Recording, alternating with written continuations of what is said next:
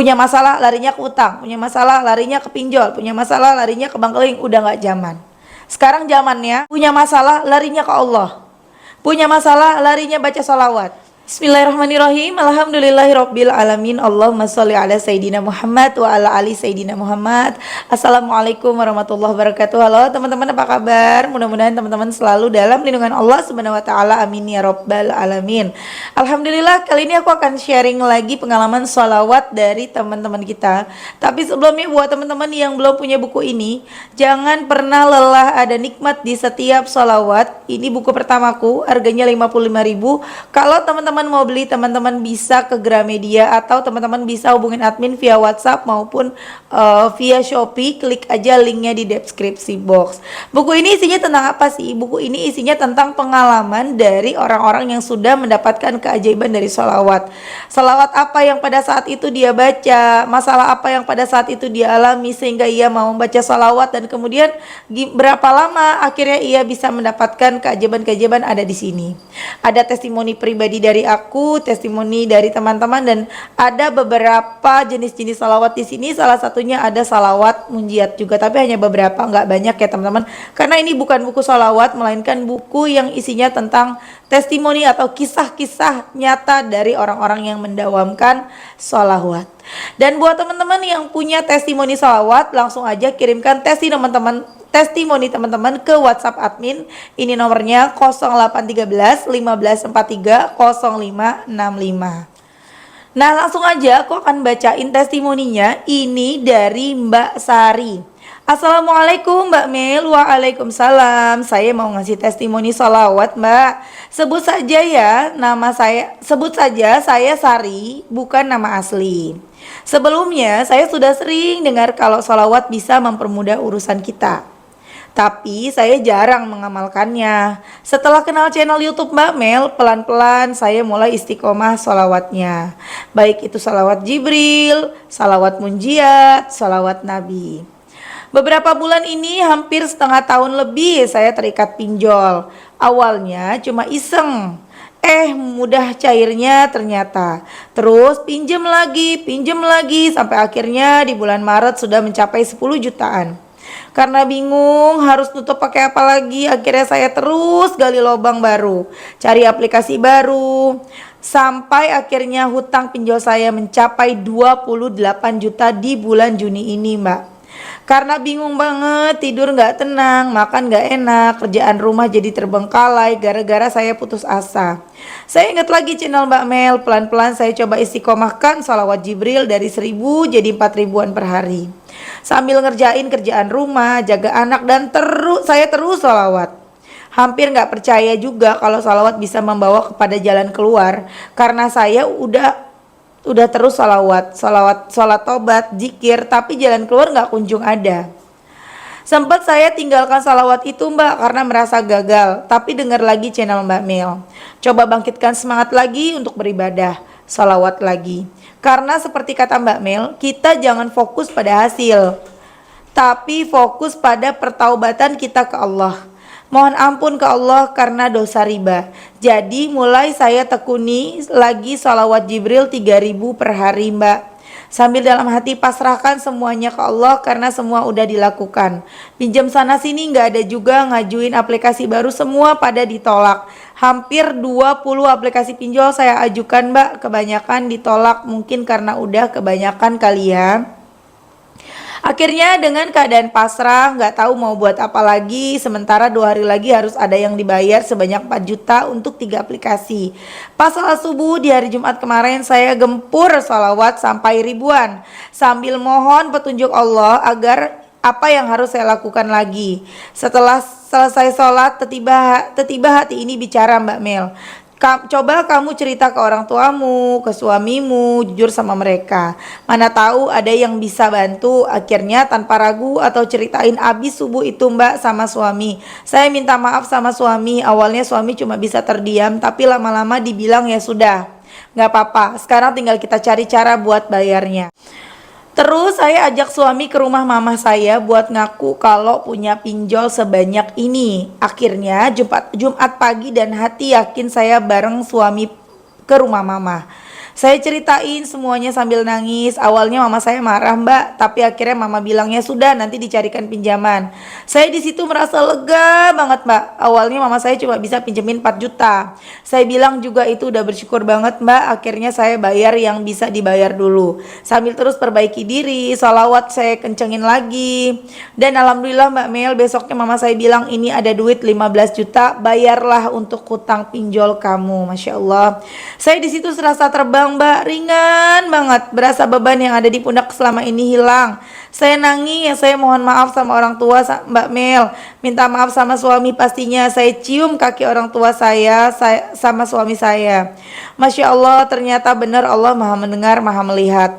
Walaupun masih ada sisa, tapi itu juga udah meringankan banget Mbak Mel. Sisanya sedikit-sedikit lagi, insya Allah bisa dibayarkan dari gaji suami dan dari hasil jualan kerupuk tiap hari, Mbak. Saya masih nggak percaya sama hari ini, Mbak. Allah kirimkan bantuan gak tanggung-tanggung, Masya Allah. Sekian testimoni salawat dari saya, Mbak Mel. Maaf ya kalau kepanjangan. Intinya kita jangan putus asa dari rahmat Allah.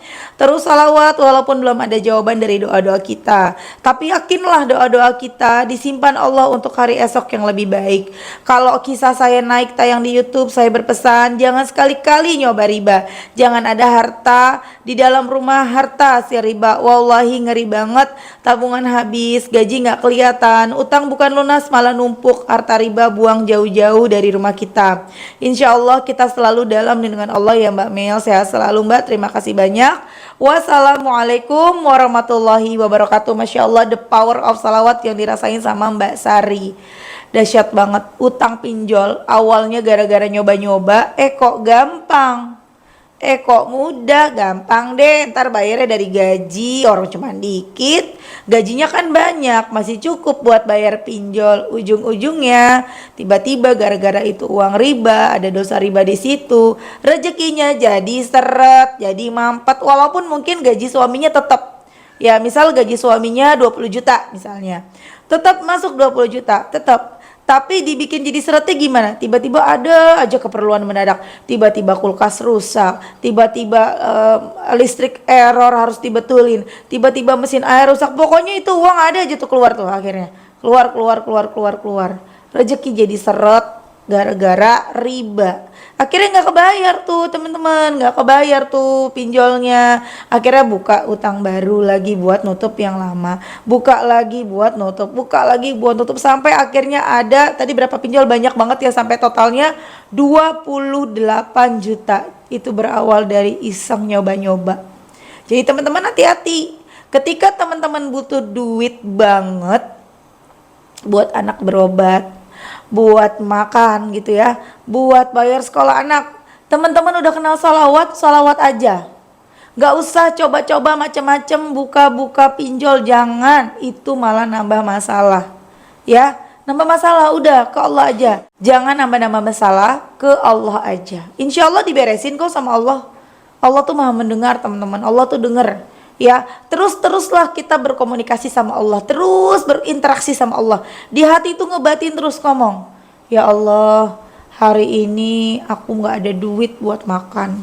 Ya Allah, kasih rezeki ya Allah buat makan hari ini. Ya Allah, anakku sakit ya Allah, aku nggak ada uang buat berobat. Tolong ya Allah, jangan biarkan aku sampai ngeriba. Jangan biarkan aku sampai ngeriba. Nanti Allah akan datangkan pertolongan, entah dari mana aja. Tiba-tiba ada yang ngasih duit, tiba-tiba ada yang ngasih makan, tiba-tiba ada yang ngasih kerjaan, tiba-tiba ada yang, pokoknya ada aja jalan rezeki dari Allah yang gak pernah kita duga. Yang penting kita jangan mencoba cari pertolongan selain Allah, ya. Jangan coba-coba, udah gak zaman deh teman-teman ya. Apalagi sekarang udah banyak banget channel-channel YouTube, di medsos banyak, di TikTok, di IG, ya kan, banyak banget yang informasi-informasi sholawat seperti ini yang seperti aku lagi kalian tonton. Udah banyak banget, kita udah banyak banget dapat ilmu tanpa kita harus jauh-jauh kemana-mana ya. Kita buka YouTube, udah banyak tayangan-tayangan dari para habaib, dari para ustadz, ustazah. Jadi rugi banget kalau kita masih ngambil jalan yang salah. Rugi banget kalau kita masih pakai cara yang kuno, cara dulu. Kenapa cara? Zaman dulu ya, zaman tahun-tahun 2000-an ya teman-temannya, tahun-tahun 90-an. Itu kan belum ada channel YouTube seperti sekarang ini. Kita tuh masih apa ya, susah banget untuk ngedapetin ilmu, kecuali kalau kita mau datang ke majelis-majelis, kita datang ke dengerin ceramah, ada ustadz yang ceramah kita datang gitu kan. Apalagi ibu-ibu susah banget dapetin ilmu seperti itu. Jadi kita sama sekali dulu kan nggak tahu ya kalau ternyata kita bisa menyelesaikan masalah dengan sholawat. Karena kita nggak tahu, kita akhirnya zaman dulu belum ada pinjol, tapi ada bank keliling ya, akhirnya kita minjem ke bank keliling, minjem lagi ke bank keliling, sampai banyak tuh utang kita ya kan, karena itu yang dialamin banget sama orang tua aku di masa yang dulu, di masa lalu. Pinjam karena mama aku jualan, aku udah sering cerita ya teman-teman ya. Mudah-mudahan Allah ampuni dosa-dosa almarhumah ya teman-teman, karena mama aku jualan, modalnya kurang, butuh buat ongkos anaknya limanya sekolah semua, limanya dikuliahin semua, jadi akhirnya kekurangan lah uang. Akhirnya mama aku pinjam bank keliling buat modal, pinjam dari mulai 1 bank keliling sampai 3 bank keliling. Jadi capek, kalau punya utang tuh capek, dapat duitnya cuma habis buat bayar utang. Mama aku tiap malam kerja maksudnya mama aku jualan, bangun jam 2 pagi, kadang-kadang jam 12 malam udah mulai start bikin kue, sampai pagi melek gitu ya, sampai jualan sampai jam 10 pagi, jam 11 pagi gitu ya. Tapi uangnya itu gak kelihatan karena harus bayar utang, sampai ke tiga bank keliling loh teman-teman pada saat itu. Dan masya Allahnya dan alhamdulillahnya udah selesai ya, sampai mama aku udah akhirnya udah mulai mengerti riba, udah mulai tahu riba itu bagaimana, udah mulai tahu jalannya harus seperti apa. Jadi alhamdulillah di tahun-tahun mendekati ajalnya, mamaku udah nggak ada utang-utang begitu-gitu, udah nggak ada lagi, udah nggak pakai bank keliling lagi, udah nggak zaman lagi gitu ya teman. Makanya aku bilang udah nggak zaman kita ngutang yang punya masalah larinya ke utang, punya masalah larinya ke pinjol, punya masalah larinya ke bank keliling. Udah nggak zaman. Sekarang zamannya udah punya masalah larinya ke Allah, punya masalah larinya baca sholawat, punya masalah punya utang datengin Allah, ke Allah, ke Allah, ke Allah, Allah dulu, Allah lagi, Allah terus, lewat sholawat, baca sholawat, insya Allah terbuka banyak pintu-pintu kebaikan. 70 kebaikan, pintu kebaikan akhirat, dan 30 pintu kebaikan dunia. 70 pintu kebaikan akhirat ya, di antaranya kita jadi semangat beribadah, semangat baca Quran, kita jadi orang yang tadinya pelit ya, kita jadi pengennya bawaannya sedekah, kita kayaknya pengennya bantu orang gitu kan ya, walaupun kita sendiri masih susah. Kemudian kebaikan-kebaikan dunia ya, satu persatu hajat-hajat kita diijabah sama Allah. Pengen punya handphone kebeli, pengen punya mobil kebeli, pengen punya rumah kebeli, dan gak berhenti sampai di situ. Kita lama-lama yang awalnya salawatnya karena dunia, salawatnya karena pengen utang lunas, lama-lama doanya berubah, pengen selamat dunia akhirat. Walaupun dunianya masih kepengen, tapi tidak jadi prioritas lagi. Udah kayak yang terserah Allah aja deh, mau dikasih apa, mau dikasihnya kapan. Nikmat banget. Nikmat yang paling besar adalah nikmat ketika kita merasa nikmat dalam beribadah. Nikmat dapat duit, nikmat misalnya kebeli rumah cash, nikmat kebeli mobil cash, itu nggak ada apa-apanya dibanding dengan nikmat kita dalam beribadah.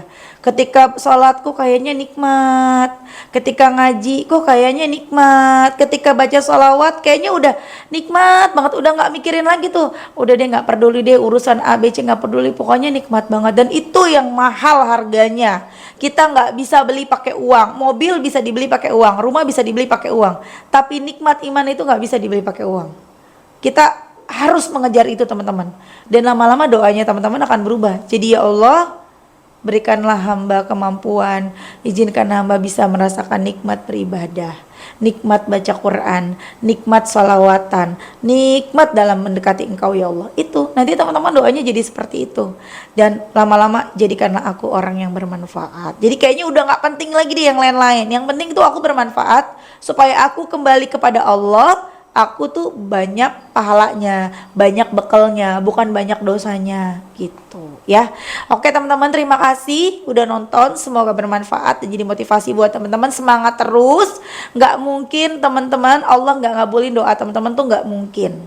Seperti pesan tadi dari Mbak Sari, ayo semangat ya, pasti doa-doa kalian akan segera diijabah. Walaupun sekarang belum ada tanda-tandanya nih, aduh masih ketar-ketir nih, tambahin aja jumlah sholawatnya, tambahin ya, tambahin pokoknya bacaan sholawatnya, insya Allah satu persatu doa terkabul. Amin amin ya rabbal alamin. Kita doakan semoga Mbak Sari lancar terus rezekinya ya Mbak, amin. Dan juga buat teman-teman yang nonton, semoga rezeki kalian barokah, doa-doa kalian segera diijabah sama Allah, utang-utangnya juga lunas, amin. Assalamualaikum warahmatullahi wabarakatuh.